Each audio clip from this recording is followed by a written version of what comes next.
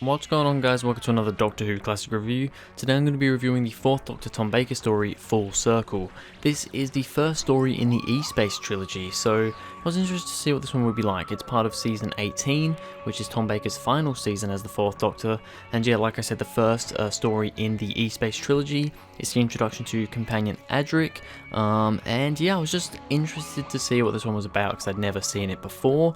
So anyway, this is Full Circle by Andrew Smith. Attempting to return home to Gallifrey, the Doctor, Romana and K9 find themselves on the planet Alzarius. As the local inhabitants retreat in terror to their marooned spacecraft, the Doctor sets out to investigate, and a group of young rebels take Romana hostage in the TARDIS. Besieged by the reptilian creatures rising from the marshes, the colonists on the Starliner face a bleak future without the Doctor's help. Can he uncover the dark truth about Mistfall before it's too late? So, yeah, a fairly bleak sort of bland plot on the back of that one. Not a lot to go by. And I'm going to be honest, that's about as much as you can say on the back of the DVD because there's not a whole lot going on in this story. But we will get onto that. So let's do as we always do and start off with the cast. Okay, so Tom Baker is the 4th Doctor. Yeah, he's okay. I have this issue a lot. Now, to be fair, this is only the 3rd story from Season 18 I've seen. The only 2 I've seen are Keeper of Traken and the Legopolis. But from what I've heard a lot of people say, and from what I've witnessed myself, the little I have witnessed, Tom Baker is not as good, or just the 4th Doctor is not as good in Season 18, in my opinion. Now, Season 18 seems to be one of those seasons, you either love it or you hate it. I've only seen 3 stories so far with this one, so I can't really comment too much on it, but at the moment I'm swaying more towards the I don't really like the season a lot. Like, some people say this is like Tom Baker's best season, some people say it's his worst season. I'm kind of going to the latter at the moment. But I mean, hey, I've still got quite a bit to go, so I can't really comment on that yet. But Tom Baker, the way, because this is when John Nathan Turner took over as producer, and he changed the 4th Doctor completely. And it just doesn't work for his character. He's not as funny, he's not as charismatic or anything. He's just this more serious, grumpy guy now. He just doesn't really feel like the Doctor. Definitely doesn't feel like the 4th Doctor. And, you know, Tom Baker just, I don't know, I don't know if his performance is all the way there because I don't think he was so happy with these changes either, but I think it's mainly the writing. John Nathan Turner just changed the 4th Doctor so much. He doesn't really have those funny moments anymore. Now and again he does his little smile, which is really awesome, and those are the great moments, but apart from that, it just doesn't feel like Tom Baker, so yeah, I can't really say too much about him in this one.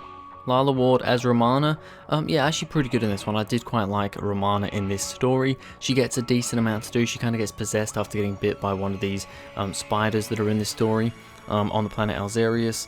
So that's pretty cool. Or are they on Alzarius? I'm pretty sure they are. Yeah, I think they're on Alzarius. But she gets bit by a spider anyway. She gets possessed. She gets these like lines on her face that are like glowing.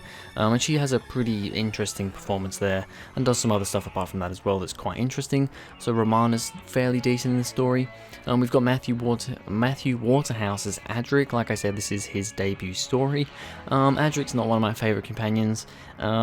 He's alright here. He doesn't really do a whole lot, to be honest. I mean, by the end of the story, we don't even know that he's joined the TARDIS. I mean, the episode ends with just the Doctor and Romana in the TARDIS. There's no Adric, so I'm interested to see where he comes into it in the next episode. But yeah, he's okay. Adric, Matthew Waterhouse, not the best actor in the world, although I actually didn't think he was too bad in this one. He had a couple of shaky moments, but altogether I don't think he was too bad actually. He was just kind of there. And then you've also got John Leeson, voice of K9. Once again, K9 doesn't really do much in the story as well. He kind of does a few little things in the TARDIS at the beginning, and then gets his head knocked off by a Marshman. And yeah, it doesn't really do anything for the rest of the story, so not much to say about him. Alright, so on to the good and the bad, starting off with the good. Introduction to Adric, mentioned this before, won't dwindle on it. Yeah, Adric gets introduced in this story. Although Adric's not my favourite companion, I don't think I despise him as much as a lot of people. To be fair, I haven't seen a lot of his stuff yet, but yeah, I just put it in the good because I tend to always do that with companions when you introduce a new companion. Even if I hate the companion, it's still an interesting thing seeing a new person join the team. So yep, cool, we get introduction to Adric, although we don't really see him as a companion yet with how the story ends. What is this Noah's Ark? That's one of Tom Baker's best lines in this episode, actually. Like I said before, he doesn't seem to have the lines, or at least the funny, the witty, charismatic lines that he usually has in his earlier stuff, and really up to season 18, really. He has it in season 17 quite a bit. It's toned down a little bit in season 17, I think, but he still has those moments. Whereas, in this one, when Adric and his friends and his brother start coming out of the TARDIS when he's waiting for Romana, he's like, Romana? Oh no. Romana? Oh no, Romana? And then, Adric comes out and he's like, what is this, Noah's Ark? I just thought that was a pretty funny moment. I did actually kind of giggle at that a little bit. So yeah, that was a cool little line. The Docs are getting angry at the Deciders, another one of Tom Baker's better moments in this story, and it is actually one of the more serious moments, because although I do like Tom Baker because he's a bit quirky and a bit silly, he can do the serious stuff very well. Maybe that is what people really do love about this series, this season 18, because he does have those serious moments, and when he had that, talk with the three Deciders, he started yelling, he started getting angry, you could tell the frustration in him, and it was a brilliant performance, and it was just very well done. When the Fourth Doctor does have those serious, angry moments, he does them very well, so I enjoyed that very much. Adric losing his brother, very, very sad stuff. Of course, Adric's brother gets killed by the Marshmen, pretty sad moment. Yeah, not really, to be honest, the characters of his brother and the others don't really get that much character development at all. They don't really get any character development. That's another thing I will say about the story, which I haven't got to the bad yet, but I didn't actually write it down. But yeah, the characters aren't that fleshed out in this one at all. They're just kind of characters. So yeah, Adric losing his brother, very sad stuff. Finding out that the humans, spiders, and the Marshmen all share the same DNA. So this was actually probably the most interesting part of the plot, where the Doctor manages to get some DNA from, he gets one of those spiders and checks the DNA of it. He manages to get a kind of flesh sample from one of the Marshmen, checks the DNA, and then he realizes it's all like the same DNA, because it turns out that these Marshmen, they're like their ancestors or something, and the reason why they can't go back to their original planet, which I can't remember what the planet's called, begins with a C, not a C, it begins with a T, Telod, or something like that, I don't know, something like that. They can't go back there because their ancestors, shit went wrong and things went bad, basically. So that's actually one of the more interesting parts of the plot. I did quite like that one. And then finally, Romana possessed after getting bit by a spider. Mentioned this before, Romana gets bit by the spider, she gets possessed. She starts like, kind of acting like a cat, like scratching in the air. It's a bit strange, but yeah, she does a good performance there, and it's quite an interesting progression in the plot. Although I do think it is resolved fairly lazily. She just the Doctor kind of mixes up this concoction and gives it to her, and that's basically it. Alright, on to the bad. There is sadly a few things to talk about here. First of all, Adric manages to fly the TARDIS by pressing one lever. How does that work?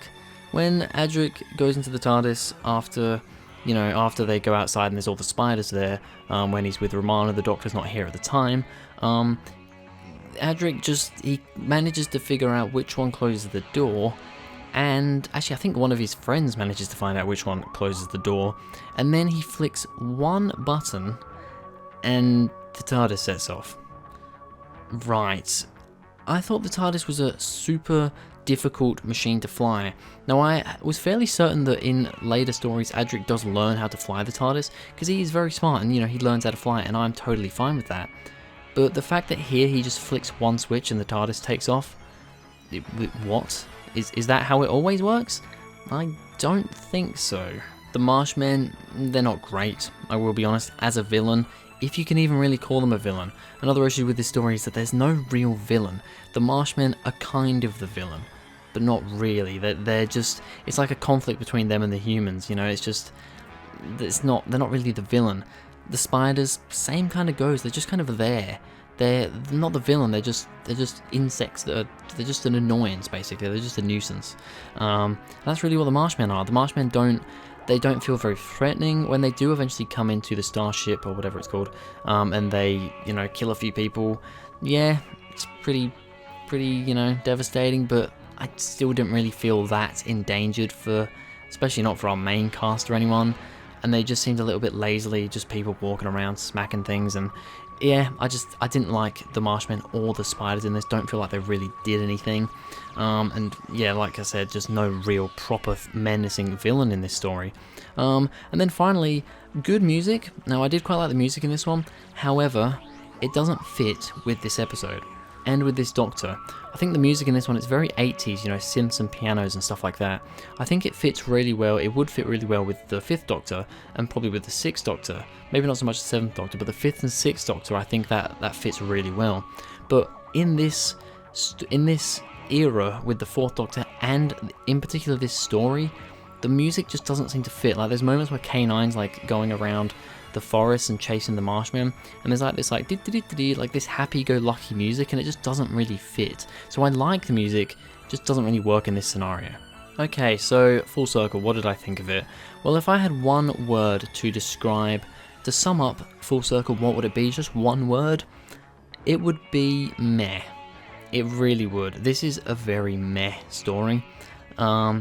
If you don't know how my rankings work, basically a 10 out of 10 is like amazing, a 9's like really, really great, an 8's like very good, 7's kind of average to good, 6 is kind of like just below average, kind of okay, a 5 is like meh.